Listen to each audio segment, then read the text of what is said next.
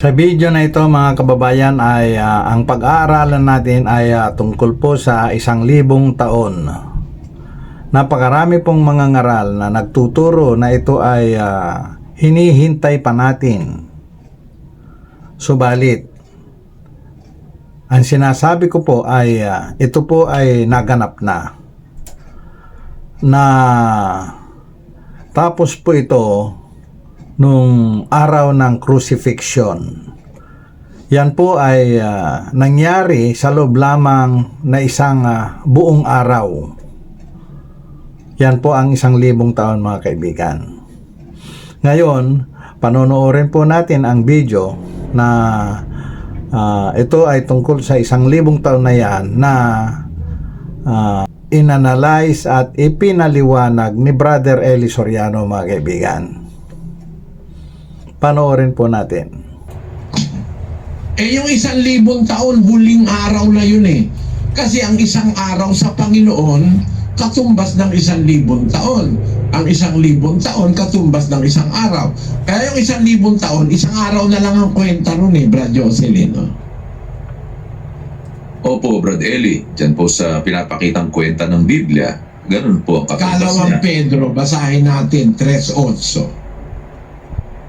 Datapwat huwag ninyong kalimutan mga minamahal ang isang bagay na ito, na ang isang araw sa Panginoon ay katulad ng 1,000 taon, at ang 1,000 taon ay katulad ng isang araw. Kaya kung mag-aari si Kristo at ang kanyang mga binuhay na maguli sa lupa ng 1,000 taon, katumbas lang ng isang araw yun eh. Huh? Pero 1,000 taon yun sa ating mga tao. Pero katumbas lang yun ng isang araw. Sa mga tuwid, ang natitira na lang pala, isang araw. Sa puntong ito mga kababayan, dito po nagkamali ang Brother Eli Soriano na ang sinabi niya na ang isang araw po na yan ay sa huling araw na daw. Mali po yan mga kaibigan. Lumalabas tuloy na hinihintay pa yung huling araw.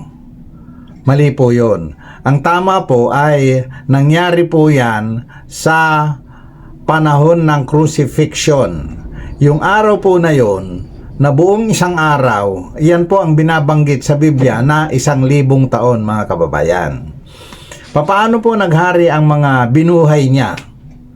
Yun po kasi mga nauna kay Kristo hanggang sa krus, na mga naunang tao na namatay sa kanya, yan po ang tinatawag na mga namatay kay Kristo. Ngayon po, ang mga ngaral ngayon, napakarami na po sa buong daigdig ay nagkakamali na po sila sa kanilang turo at aral na ang 1,000 taon ay hinihintay pa.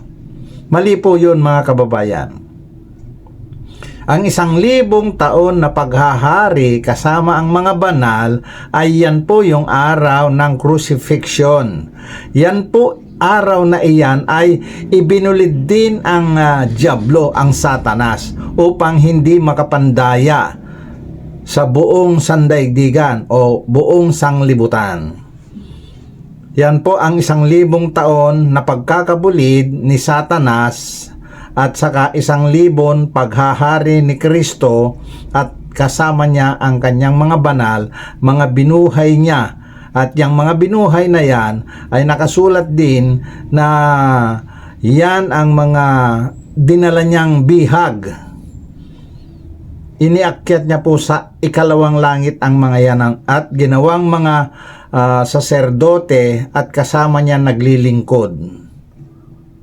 Hanggang sa ngayon mga kababayan, yung mga banal na yan kasama ang Panginoong Jesucristo, sila po yung sumasalubong sa atin sa ikalawang langit, hindi po dito sa lupa. Kaya po nakasulat sa Biblia na sa alapaap sasalubungin ng mga aagawin.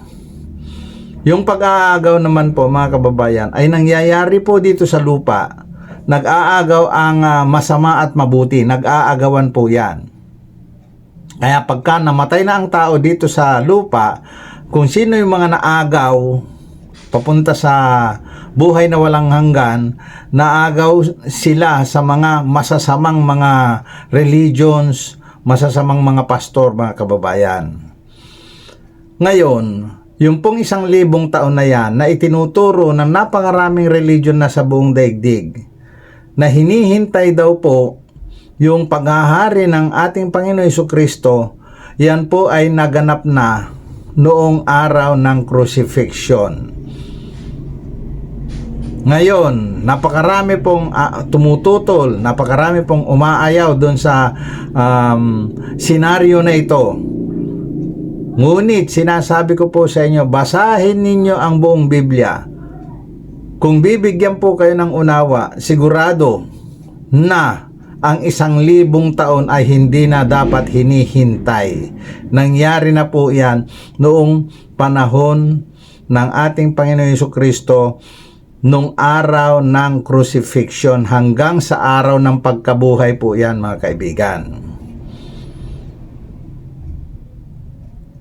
Yan po ang katotohanan nakasulat sa Biblia. Ngayon, mga kababayan, ipagpapatuloy po natin magsuri, malalaman po ninyo yung mga bagay-bagay na yan. Ituloy po natin panoorin yung video at himayin natin kung ano ba ang nakapalihim dito na katotohanan, at yan naman ay ating bibigyan ng reaksyon. Ibibigay ko rin po yung hiwaga na aking natanggap mula sa Biblia, mga kababayan. At pag-aralan ninyo mabuti ang aking mga sinasabi, na kung sakali ay masumpungan ninyo ang tama, kayo po ay mapapalad. Magpatuloy po tayo. Papatayin naman itong Antikristo ng hininga ng kanyang bibig, lilipulin ang kanyang mga kasama, at yung mga tao namang tumanggi sa Antikristo, yun naman ang bubuhay ni Kristo para makasama niyang maghari sa loob ng 1,000 taon. Ayan. Ang narinig po natin ay ang mga tumanggi sa Antikristo ay siya yung bubuhayin. Mali po yan. Ang bubuhayin po na naging banal ay yung mga namatay kay Kristo, yung mga naunang namatay sa Kanya hanggang sa krus. Yan po ang tinatawag sa Biblia na mga namatay kay Kristo. Ito pong analysis ni Brother Eli Soriano ay mali na po. Nailigaw na po yung aral niya na yan. Ngayon, yung pong papatayin naman na Antikristo na bago ang pagbabalik ng Panginoon Jesucristo na sinasabi sa Biblia, ay yun yung taong gumagawa ng katampalasanan. Hindi po yan yung tagpo ng 1,000 taon. Ngayon, idinugtong na naman niya after ng pagpatay sa Antikristo ay makakasama daw sa paghahari sa 1,000 taon. Nakita po natin, pinagdugtong-dugtong niya yung magkakaibang kwento ng Biblia upang makabuo siya ng sarili niyang kwento. Tayo naman po na mahihina, karamihan sa nakikinig kay Brother Eli Soriano, matatawag natin na mahihina. Nadadaya niya tayo sa ating mga puso. Yan po ang katotohanan, mga kababayan. Yung pong mga kasasabi lang niya na yung Antikristo daw napapatayin ay lilipulin pati ang mga kasama niya bago mahayag ang Kristo at maghahari ng 1,000 taon. Mali po yun. Nangyari na po yung 1,000 taon pagkatapos sunod na eksena nung pinakawalan na ang Satanas ng nakasulat sa Biblia na pinakawalan ang Diablo, Satanas ng kaunting panahon. Ito na po yung panahon na ito. Nihalo po niya yung kwento niyang sarili doon sa 1,000 taon na nakasulat sa Biblia. Kaya tandaan po natin, mga kababayan, itong si Brother Eli Soriano ay sinasabi ko na ngayon na isa siyang magnanakaw ng salita ng Diyos.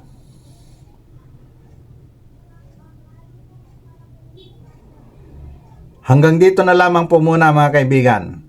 Saliksikin po natin ang mga bagay na aking mga inihayag sa ngayon. masusumpungan ninyo ang inyong kaligtasan. Maraming salamat sa Panginoon na gumagabay sa atin, mga kababayan.